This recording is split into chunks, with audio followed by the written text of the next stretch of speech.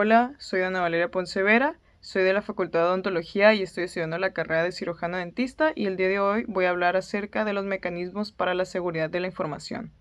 Iniciando a manera de contexto, la información confidencial es aquella información relacionada con la vida privada y datos personales, por ejemplo, secretos bancario, fiduciario, industrial, comercial, fiscal, entre otros. Por lo tanto, al ser información privada o delicada, su protección no solo se limita al ejercicio del derecho a la protección de datos, sino que de forma general estamos ejerciendo un derecho para protegernos como seres humanos. Entonces, los responsables a tratar con datos personales deben establecer y llevar a cabo medidas de seguridad. Estas son mecanismos administrativos, técnicos y físicos que permiten proteger la información personal. Por lo tanto, los responsables del manejo de la información deben considerar factores como el riesgo inherente a los datos personales tratados, la sensibilidad de los datos personales tratados, el desarrollo tecnológico, las posibles consecuencias de una vulneración para los titulares, las transferencias de datos personales que se realicen, el número de titulares, las vulneraciones previas ocurridas en los sistemas de tratamiento y el riesgo por el valor potencial cuantitativo o cualitativo que pudieran tener los datos personales tratados para una tercera persona no autorizada para su posesión. Ahora, desde el punto de vista del titular de los datos o en todo caso su representante, puede ejercer los derechos de acceso, rectificación, cancelación y oposición. Estos serán aquellos que le permiten al titular garantizar la protección de su información. Entonces, todo titular tendrá derecho a acceder a sus datos personales que obren en poder del responsable, así como conocer el aviso de privacidad al que está sujeto el tratamiento. Tendrá derecho a rectificar dichos datos cuando estos sean inexactos o incompletos, derecho a cancelar sus datos personales y además tendrá derecho en todo momento y por causa legítima a oponerse al tratamiento de sus datos. Conociendo entonces los derechos de los titulares, ¿cuál es la obligación del tercero? Pues el responsable o terceros que intervengan en cualquier fase del tratamiento de datos personales deberán guardar confidencialidad respecto de estos, obligación que subsistirá o se deberá mantener aún después de finalizar sus relaciones con el titular o, en su caso, con el responsable. Existe una vía que nos permite tener un mejor manejo de nuestra información. Esto es la clasificación de la misma, el cual es un proceso mediante el cual el sujeto obligado determina que la información en su poder encuadra en alguno de los supuestos de reserva o confidencialidad, y es a partir de la clasificación que podemos definir si la información es reservada, confidencial o si está disponible para el público. Primero, la información reservada es aquella que se encuentra temporalmente fuera del acceso público debido al daño que su divulgación causaría a un asunto de interés público o seguridad nacional. La información confidencial es información relativa a la vida privada y los datos personales, mientras que cuando los documentos contengan partes reservadas o confidenciales, los sujetos obligados deberán elaborar una versión pública en la que se testen las partes o secciones clasificadas.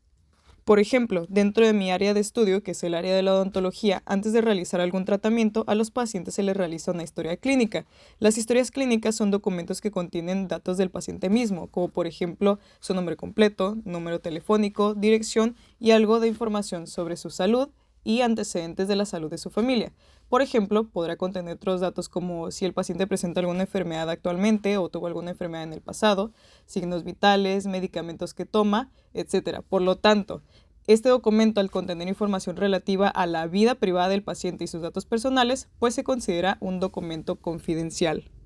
Un concepto importante a considerar es el recurso de revisión. A manera de contexto, es el medio legal que tienen las personas para manifestar su inconformidad ante la respuesta o falta de ella a las solicitudes de acceso a la información pública y datos personales por parte del sujeto obligado. Por lo tanto, para poder interponer un recurso de revisión, el recurso de revisión podrá interponerse ante el instituto o ante la unidad de transparencia que haya conocido de la solicitud dentro de los 15 días siguientes a la fecha de notificación de la respuesta o en todo caso del vencimiento del plazo para su notificación. Esto podrá realizarse de forma indirecta, por escrito libre, por medios electrónicos o a través de los formatos que al efecto proporciona el instituto.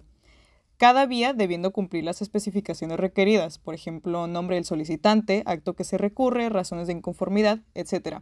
Esto, ya que si el escrito no cumple con alguno de los requisitos establecidos y, por ejemplo, la institución no tiene elementos para subsanarlos o repararlos, se le pedirá al recurrente que los subsane en un plazo de 5 días máximo. De no cumplirse, se desecha el recurso de revisión.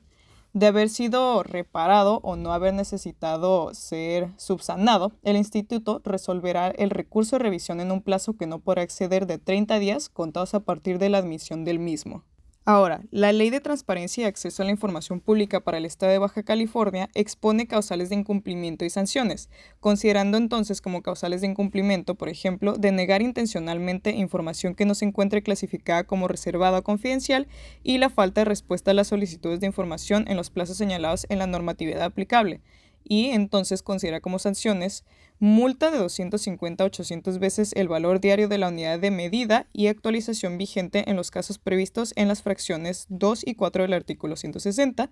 y además falta de respuesta a las solicitudes de información en los plazos señalados en la normatividad aplicable, esto también haciendo referencia al artículo 160 de la ley.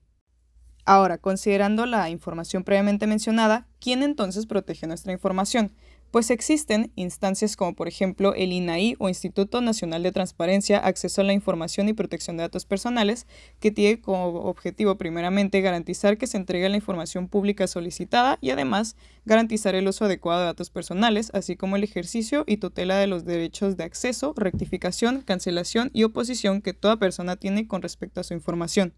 Otra instancia a mencionar tenemos el ITAIP o Instituto de Transparencia y Acceso a la Información Pública del Estado de Baja California, una organización que tiene como objetivo garantizar el acceso a información pública y la protección de datos personales, fomentar la cultura de transparencia, asegurar el cumplimiento de la ley y de resolver los procedimientos de revisión. Bueno, esto sería todo por mi parte. Muchas gracias por ver la presentación y aquí están las referencias de las páginas y documentos utilizados para la información de la presentación.